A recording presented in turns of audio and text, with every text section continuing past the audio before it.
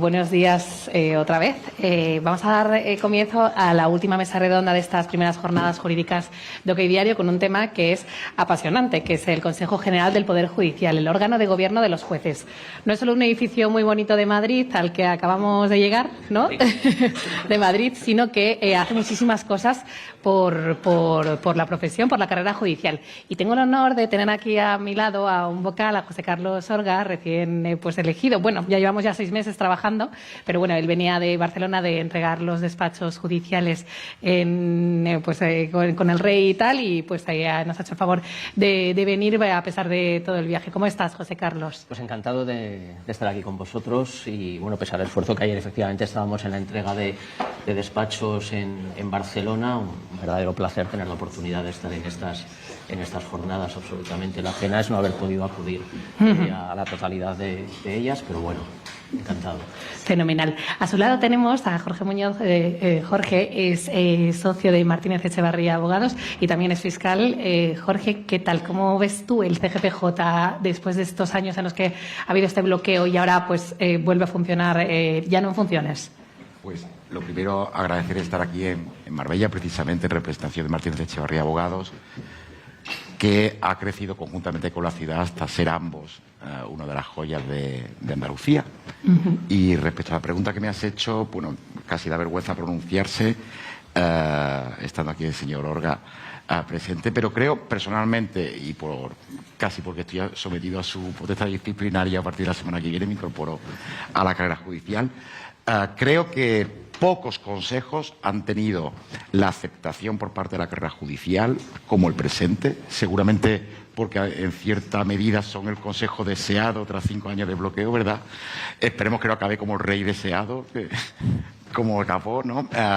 Y los restos que produjo. Y por otra parte, del punto positivo ya lo hemos dicho, que es una gran esperanza para toda la carrera judicial, pero desde el punto de vista negativo, es verdad que el contexto político y con relación de los otros poderes del Estado, y hasta cierto punto, como veremos, ¿no?, con la sociedad tiene tareas ingentes. Pero no podemos dejar de ser positivos y ver que realmente es una gran oportunidad para ser un gran consejo en defensa de lo que trataremos de exponer. Muchas gracias, Jorge. Y bueno, pues más a la izquierda tenemos a Vanessa Villegas. Vanessa es abogada del despacho Sanguino y Asociados. Y Vanessa, ¿tú cómo ves las cosas en el órgano de gobierno de los jueces? ¿Qué mejorarías? ¿Qué crees que para darle más agilidad? Bueno, lo primero, por supuesto, muchísimas gracias a OK Diario, no solo por la jornada, sino también por la composición de las mismas, que es muy importante. Esta pluralidad, ¿no?, que habéis conseguido, iba a decir que estabais intentando, ¿no?, que habéis conseguido que se reúna aquí, hace que, por ejemplo, en esta mesa, pues yo soy la abogada, dirijo el despacho hace 17 años ya, llevo 20 años de profesión, pero estoy aquí, estoy aquí junto a jueces y magistrados, y a mí me va a tocar pedir. Esta mesa además se llama Retos y oportunidades del Consejo General del Poder Judicial, las expectativas que tenemos, porque yo voy a hablar en boca de mis compañeros, de los abogados, de los que ejercemos, decía, ¿no?, el compañero Alberto, los operadores jurídicos, la procura, los abogados. Hemos hablado de muchos casos mediáticos que todos tenemos, pero vamos a hablar también de los miles y miles y miles y miles y miles de procedimientos que son los que al final forman el grueso de la justicia. Y con independencia de que haga algunas reflexiones sobre el nombramiento y la polémica que ha habido en el nombramiento y las reformas que tenéis que presentar, ¿no?, la propuesta de reforma que ahora tenéis que presentar, sí que voy a hacer determinadas peticiones al Consejo General del Poder Judicial sobre cuestiones que componen una de vuestras funciones principales, que es la mejora de la calidad de la justicia.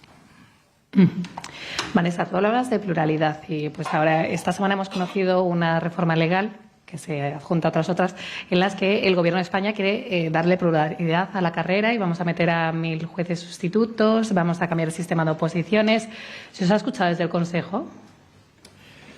En recientes fechas, yo creo que fue anteayer y ayer, la presidenta Perelló, en un discurso que creo que ha recibido la acogida efectivamente que merecía, ponía de manifiesto cuál era el perfil de los componentes de la 73ª promoción que ayer recibieron sus despachos en Barcelona. En realidad, el perfil medio de un juez en España es una mujer de clase media sin familiares juristas. Eso es lo que podemos decir en una sola frase. Me llamó muchísimo la atención, bueno, aparte de que es una una realidad que conocemos evidentemente desde hace tiempo, que prácticamente el 35% de los componentes de esta nueva promoción, sus dos progenitores, carecen de estudios superiores. Estamos hablando de personas que tienen 20 y muchos o 30 años. Quiero decir, creo que eso es una prueba fehaciente de la pluralidad y de la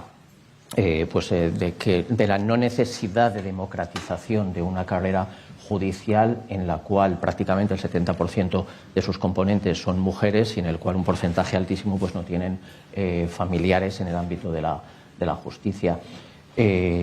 A partir de ahí creo que ese es el escenario del cual hay que partir y también pues en relación con lo que se comentaba en la mesa anterior, evidentemente estructuralmente hay una necesidad de jueces, de incremento de la plantilla que es inocultable y que no puede ser paliada, entiendo, con otra serie de medidas que sí que pueden tener un impacto positivo. Efectivamente, la digitalización, organizaciones como tribunales de instancia, pero al final pues es imprescindible una mayor inversión, lógicamente, en medios personales, pero sin que ello pues vaya en detrimento de lo que son pues los valores de excelencia, de preparación y que entiendo que tienen que formar parte de todos los miembros de la carrera judicial. Y contestando, creo, a tu pregunta, bueno, pues en principio prácticamente cada semana estamos ante un nuevo escenario legislativo. Bueno, todos sabemos que en principio el mecanismo de la proposición de ley pues no prevé expresamente la posibilidad de que el Consejo se pronuncie, pero bueno, pues intentaremos buscar la fórmula o la solicitud para que, lógicamente, al final en reformas legales en las que influyen de una manera tan intensa en ley orgánica del Poder Judicial y de enjuiciamiento criminal, Código Penal, entiendo que es elemental que el Consejo General del Poder Judicial, evidentemente, tiene que ser escuchado. La figura del anteproyecto sí que prevé esa posibilidad y, bueno, cuando nos llegue el momento, evidentemente, pues informaremos como corresponde. José Carlos, aparte de ser vocal, también es magistrado en la Audiencia Provincial de Logroño, ¿no? ¿Estuviste? Sí, o sea, es juez, conoce perfectamente. Sí, si necesitamos un perfil me hubiera encantado intervenir en la mesa redonda anterior. He estado 16 años haciendo una semana de guardia cada 3 en instrucción de Logroño, los últimos 3 años en la Audiencia de La Rioja, presidiendo jurados con una carga de trabajo gigantesca y conozco de primera mano y desde siempre lo que es las necesidades de medios personales, digitales y desde luego creo que es un perfil, sin entrar en ninguna otra consideración sobre consejos anteriores, que nos caracteriza a bastantes de los miembros del Consejo actual. Ahí tenemos pues mucho juez y muy cercano al terreno de presidentes de audiencia, José María Páez, que ha sido decano de Málaga pues un montón de años. Yo fui decano de Logroño, también en la audiencia, quiero decir, Lucía Avilés, también que está en un juzgado de lo penal. Quiero decir, estamos muy cercanos, incluso por la propia dinámica que ha tenido la evolución de la propia carrera judicial en el Consejo anterior, que es que además se dilató durante 11 años, pues los vocales judiciales que accedían tenían otro perfil, presidentes de TSJ. Nosotros hemos llegado desde una perspectiva un poquito más cercana y desde luego queremos que se note.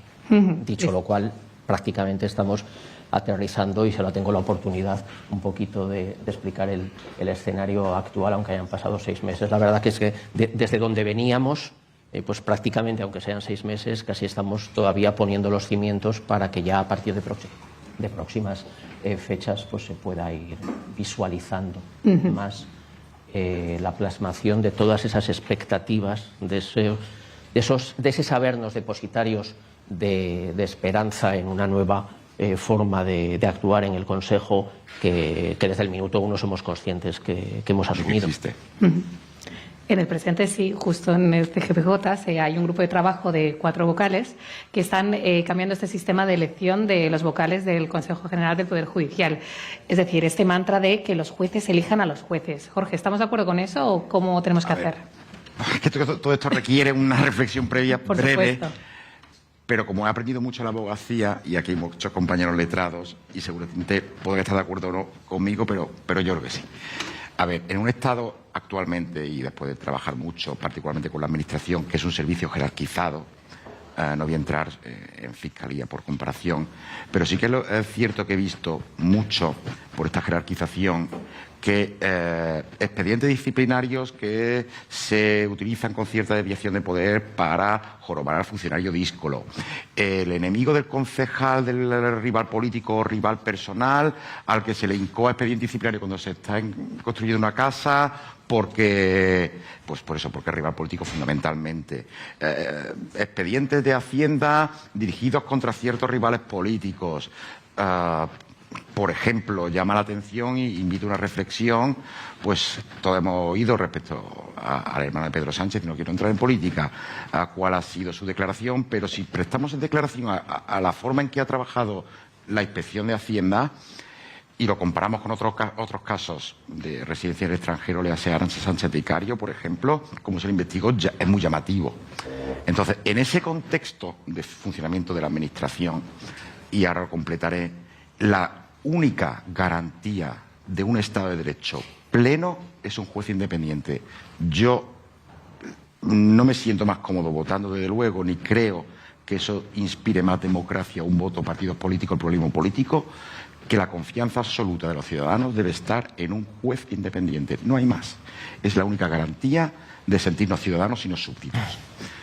Todo esto se hace mucho más importante porque, a mi entender, estamos en un contexto sociopolítico un poco jacobino, en el sentido de que, como yo quiero perseguir unos objetivos que considero apolíticamente buenos y justos, debo acumular todo el poder posible para enfrentarme a cualquier freno a la consecución de esos objetivos. Eso es profundamente antidemocrático, pero hasta cierto punto me da la impresión de que estamos en ese contexto jacobino, que ya vimos cómo acabó, porque la mayoría de las cosas ya han pasado.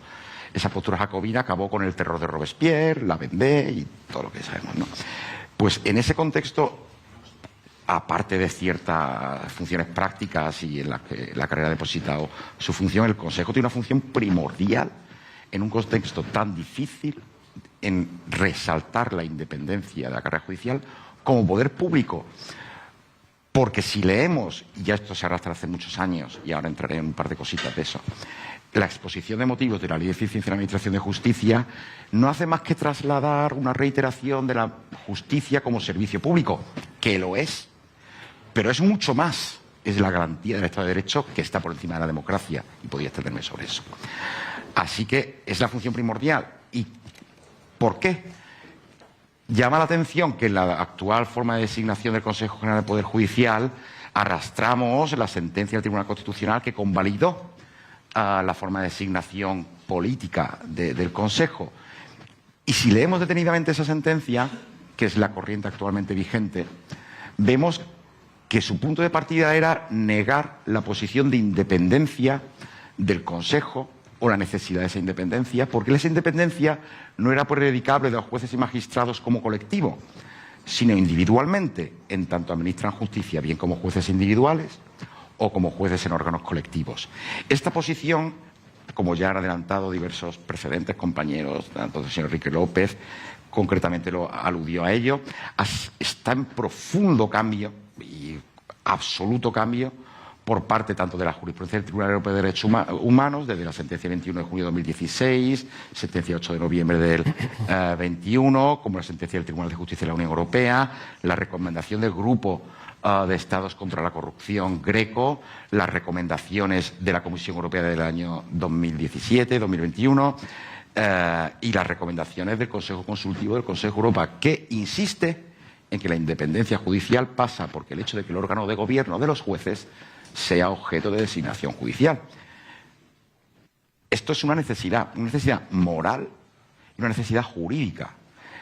Y en ese sentido es el Consejo en la que también en otras circunstancias que nos reprocha en el informe sobre la situación del Estado de Derecho, la Unión Europea nos lo reprocha constantemente, afecta a esta forma de designación del Consejo y a otros retos, como es garantizar la independencia del Estatuto del Ministerio Fiscal, Fiscal General del Estado, en un contexto en el que se está pensando, como ya se expuso ayer, en entregar la instrucción al Ministerio Fiscal.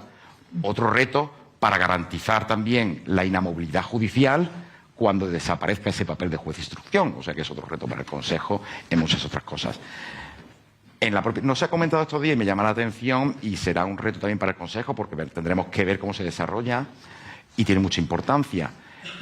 Esta posición que se ha dicho ahora de los tribunales de instancia, ese cambio y tal, la ley contempla un cambio muy importante, que es la posibilidad de que el juez instructor individual en un asunto concreto sea sustituido o reemplazado por un tribunal de 3 magistrados en la instrucción de una concreta causa.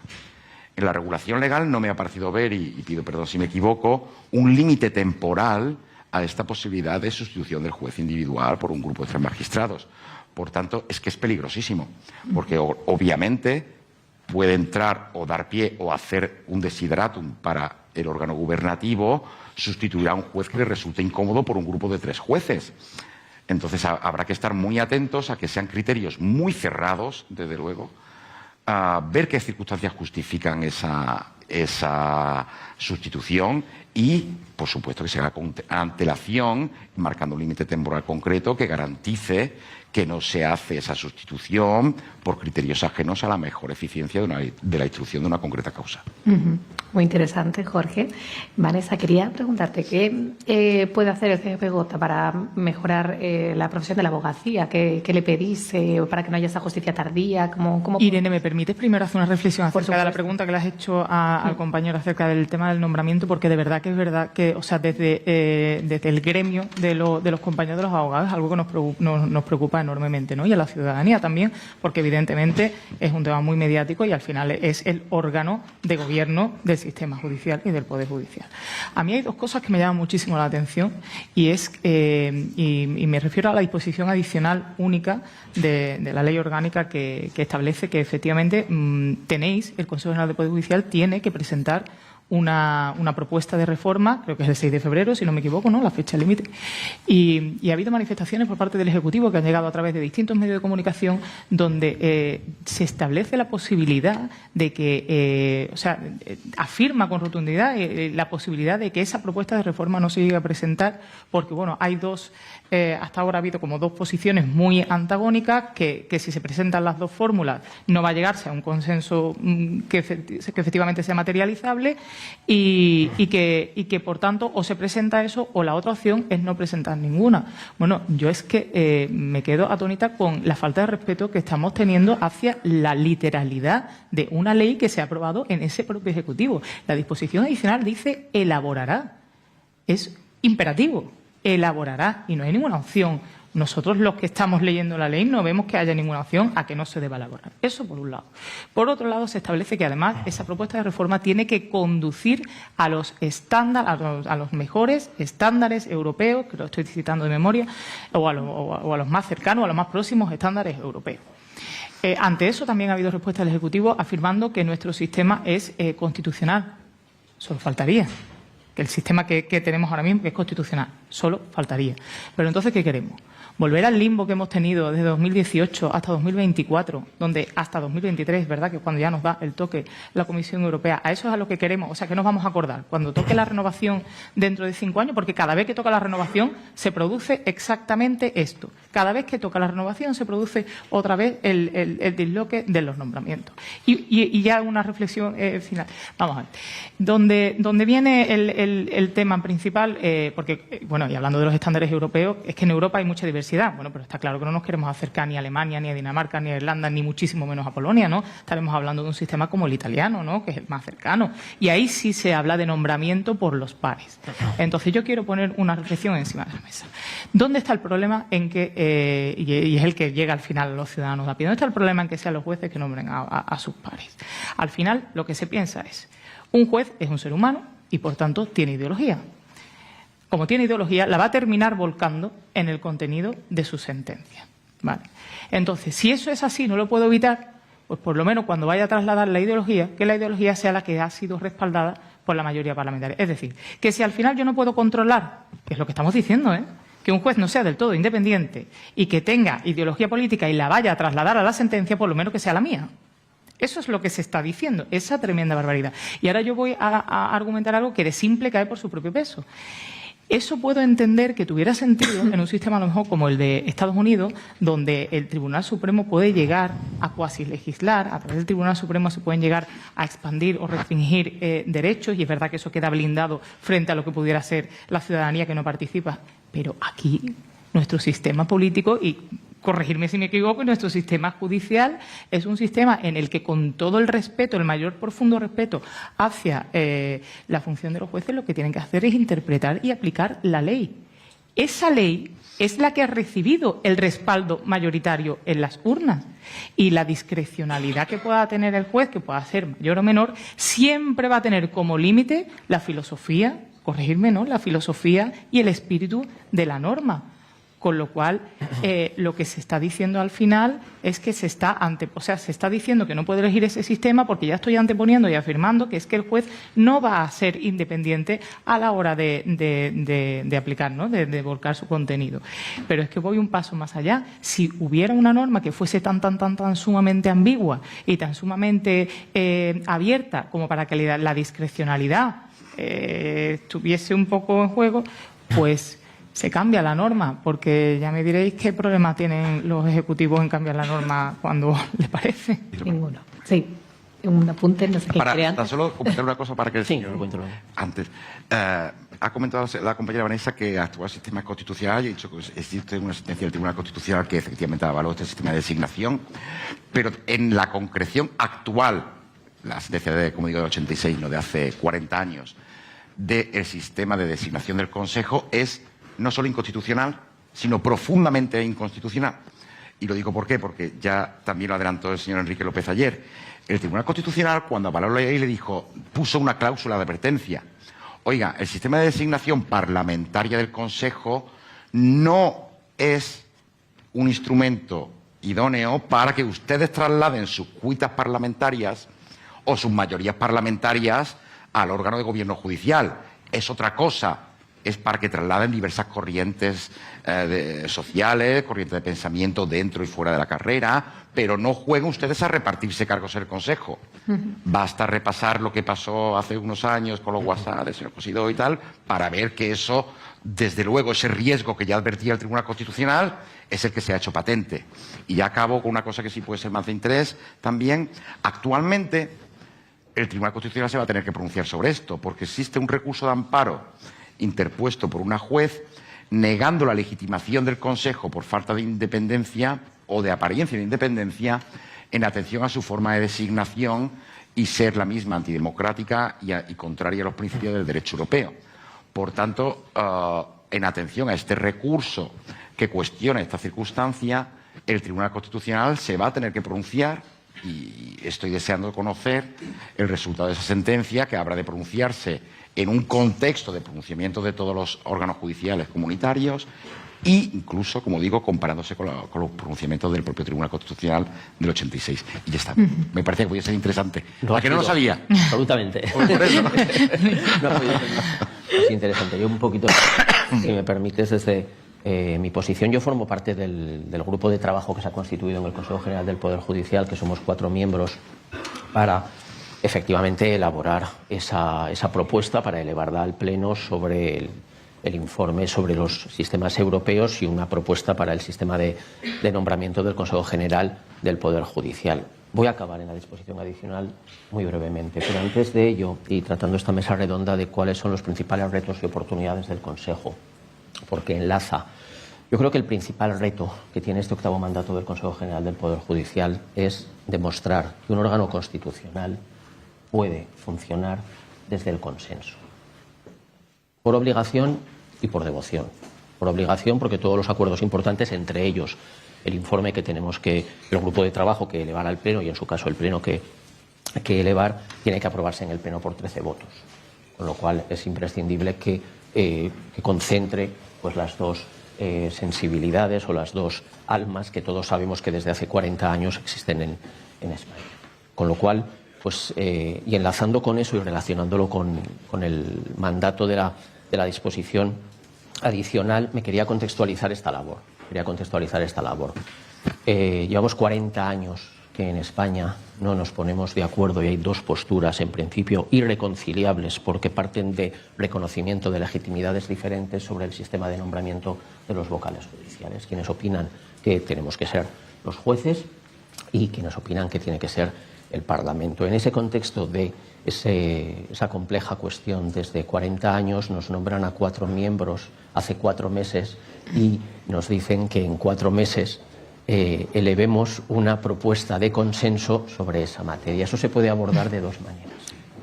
Desde el escepticismo,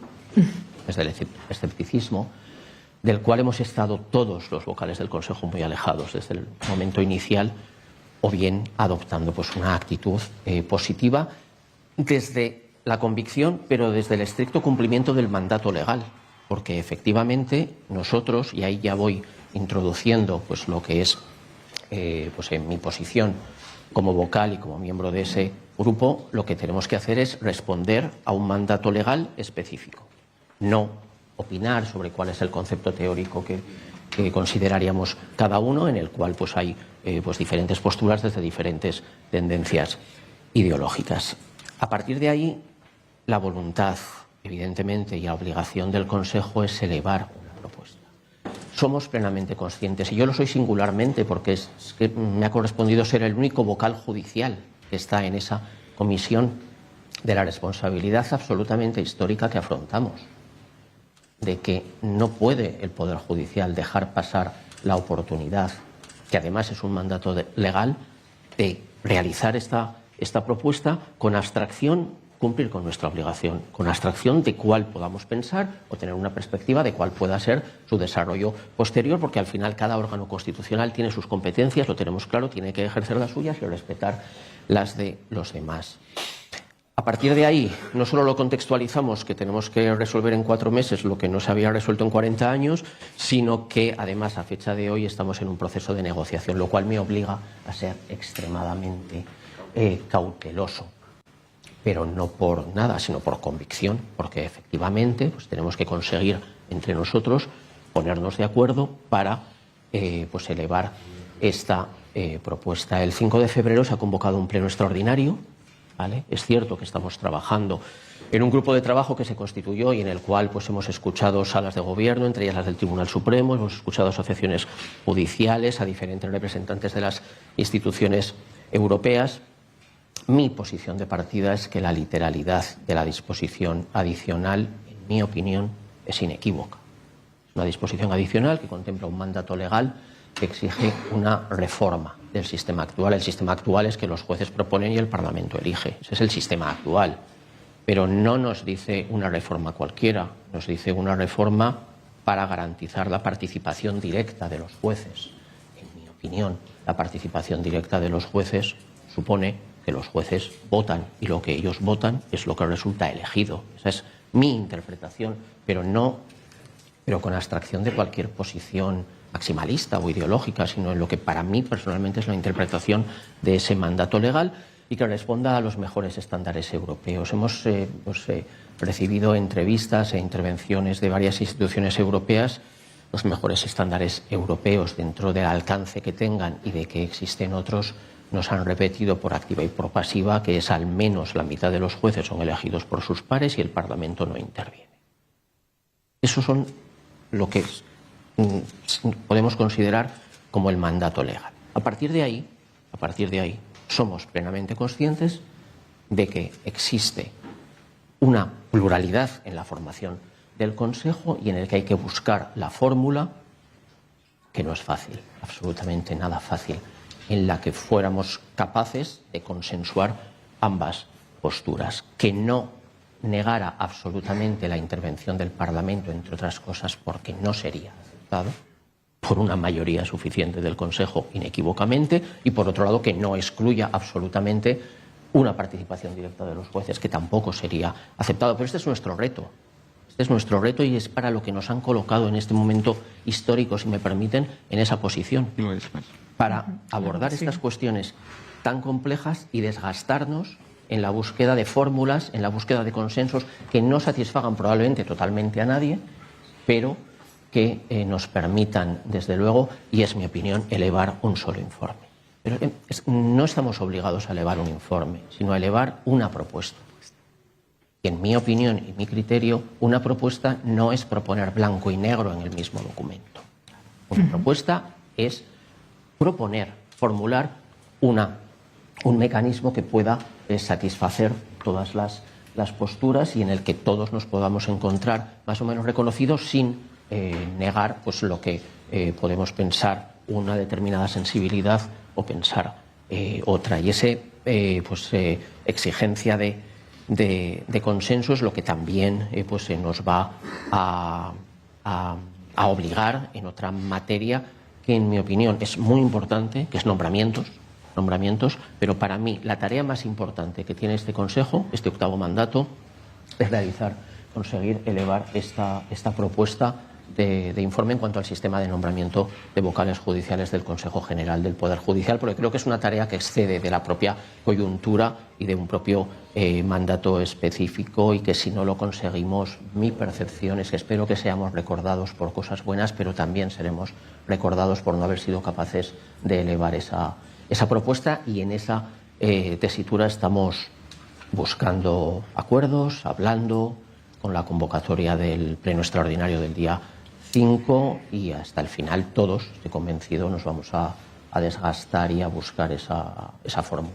Que sea posible, exactamente igual que nos vamos a ver en esa tesitura, y ya nos estamos viendo en materia de nombramientos, que no sé si se considera uno de los principales retos del Consejo, pero yo creo que es inocultable que, evidentemente, y viniendo de la situación efectivamente en la que estábamos, pues es otra cuestión de calado, sobre la cual, si tengo 3 minutos, sí que me gustaría introducir un poquito, porque creo que es una cuestión de absoluta actualidad. Nosotros llevamos 6 meses, mañana se cumplen 6 meses de este 8º mandato, y hemos realizado 4 nombramientos, tanto pues letrados o renovaciones o lo que es estructura interna. Es decir, hemos conseguido consensuar en su momento el nombramiento de la presidenta, del vicepresidente Dimitri Berberov, y hace escasas fechas promotor de acción disciplinaria y la jefa del servicio de inspección. ¿Esto significa que estemos paralizados? En absoluto, en absoluto.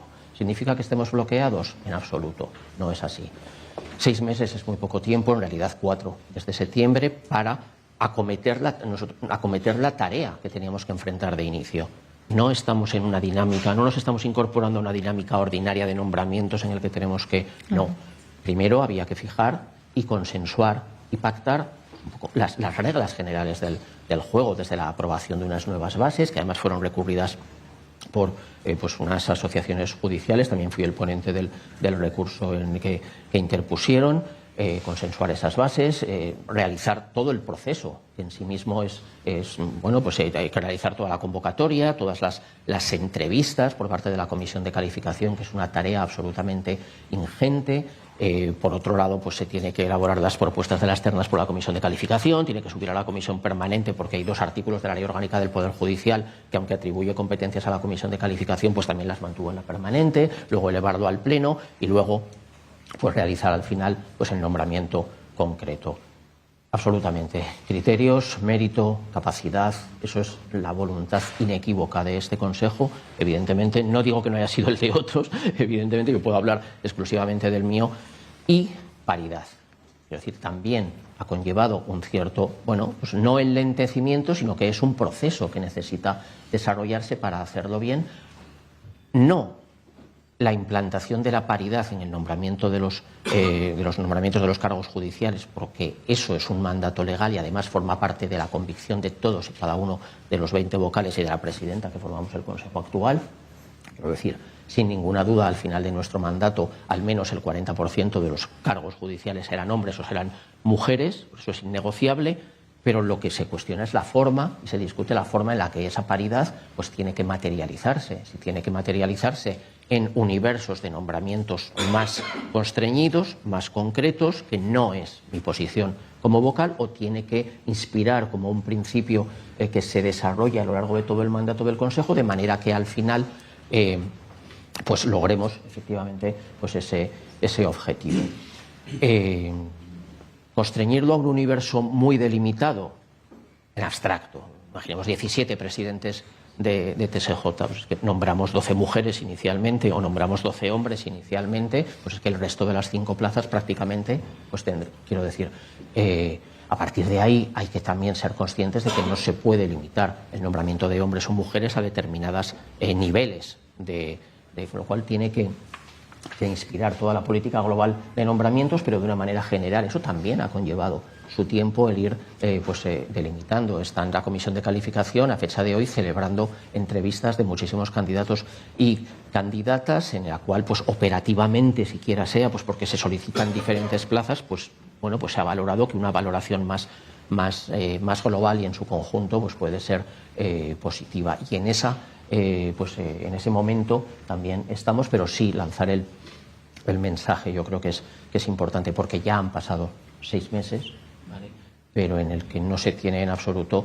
la sensación de paralización o de bloqueo. Yo creo que esta propia, ya finalizo esta intervención, la propia dinámica de necesidad de lograr consensos en el Consejo nos va a llevar a una dinámica global de periodos relativamente prolongados de silencio, que eso no significa en absoluto inactividad, con pues momentos en el que se logren acuerdos más de conjunto y en el que podamos ir abordando pues plazas específicas, pero con unos criterios generales. Y por supuesto esa malhadada expresión que siempre se ha utilizado como reproche de cambio de cromos es algo que nos es absolutamente ajeno.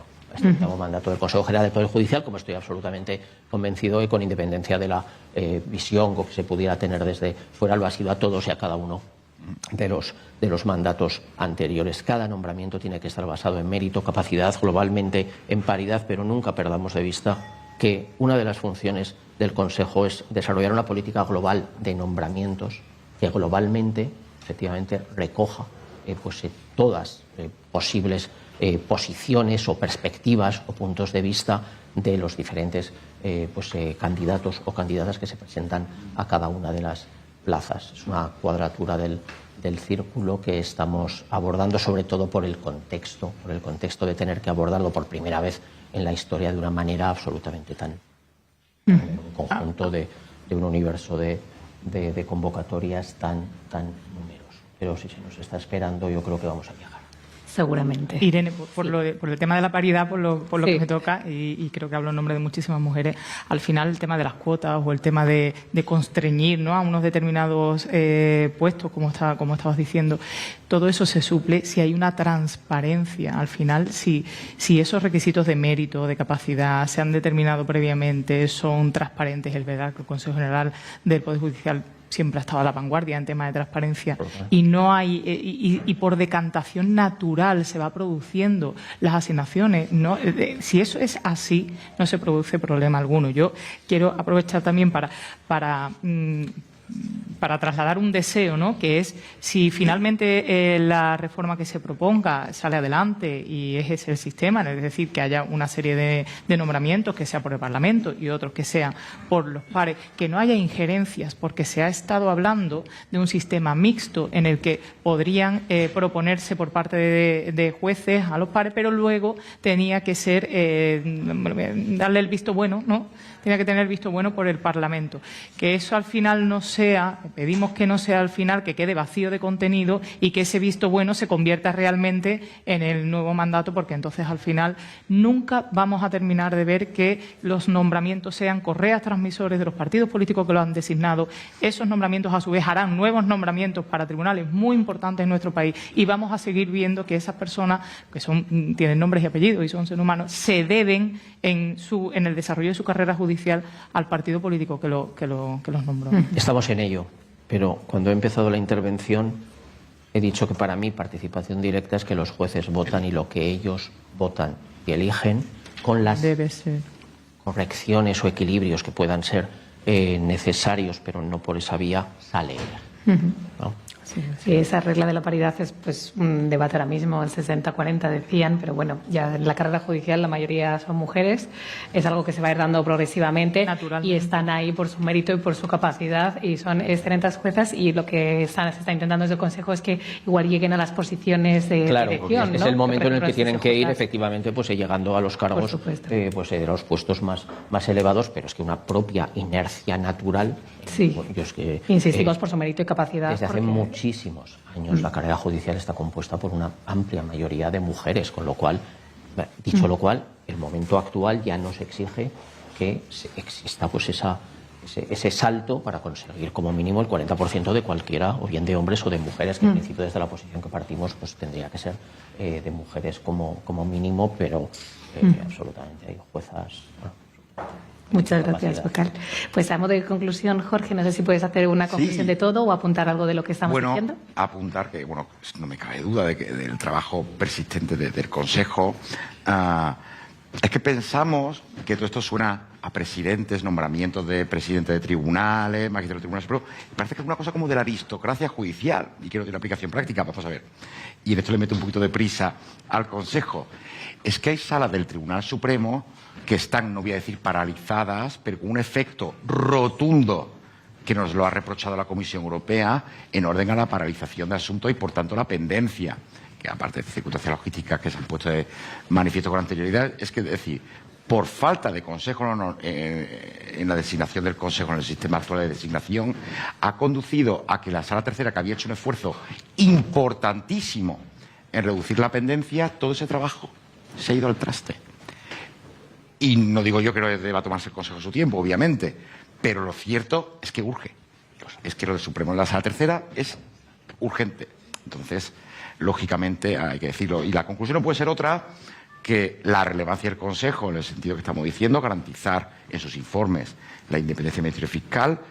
No nos ha dado tiempo a hablarlo, pero hay que poner remedio, por fin, a la situación de los jueces suplentes interinos, que también existen diversas sentencias, no en relación al personal judicial, pero sí al personal funcionario español, condenando al Estado español a fin de que se suprima cualquier tipo de discriminación en relación al personal interino y que se proceda a estabilizarlo lo más pronto posible.